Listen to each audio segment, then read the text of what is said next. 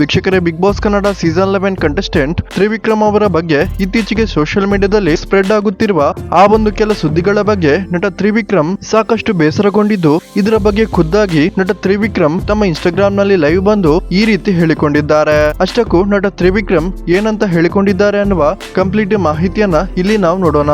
ಅದಕ್ಕಿಂತ ಮುಂಚೆ ಯಾರೆಲ್ಲ ಬಿಗ್ ಬಾಸ್ ಕನ್ನಡ ಸೀಸನ್ 11 ನಲ್ಲಿ ನಟ ತ್ರಿವಿಕ್ರಮ್ಗೆ ಸಪೋರ್ಟ್ ಮಾಡಿದ್ರಿ, ದಯವಿಟ್ಟು ಈ ವಿಡಿಯೋಗೊಂದು ಲೈಕ್ ಕೊಡಿ ಮತ್ತು ನಿಮ್ಮ ಅನಿಸಿಕೆಯನ್ನ ಕಮೆಂಟ್ ಮಾಡಿ ತಿಳಿಸಿ. ವೀಕ್ಷಕರೇ, ನಟ ತ್ರಿವಿಕ್ರಮ್ ತಮ್ಮ ಇನ್ಸ್ಟಾಗ್ರಾಮ್ ನಲ್ಲಿ ಏನು ಹೇಳಿದ್ದಾರೆ ಅಂತ ನೋಡೋದಾದ್ರೆ, ನನ್ನ ಪ್ರೀತಿ ಪಾತ್ರರಾದ ಫ್ಯಾನ್ಸ್ ಅಂತ ಹೇಳಲ್ಲ, ನಿಮ್ಮನ್ನ ಫ್ಯಾಮಿಲಿ ಅಂತ ಕರಿತೀನಿ.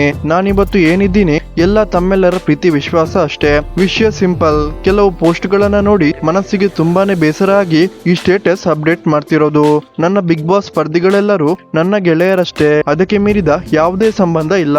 ಅವರವರ ವೈಯಕ್ತಿಕ ಜೀವನ ಅವರವರ ಜವಾಬ್ದಾರಿ. ಹಾಗಾಗಿ ನನ್ನ ಮೇಲಿನ ಪ್ರೀತಿಗೆ ಬೇರೆ ಯಾರನ್ನು ನಿಂದಿಸುವುದು ತಪ್ಪಾಗಿರುತ್ತದೆ. ಈ ರೀತಿಯ ವಿಚಾರಣೆಗಳನ್ನ ಪೋಸ್ಟ್ ಮಾಡುವುದು ಹಾಗೂ ಅವರ ವೈಯಕ್ತಿಕ ವಿಚಾರಣೆಗಳನ್ನ ನಿಂದನೆ ಮಾಡುವುದು ತಪ್ಪಾಗಿರುತ್ತದೆ.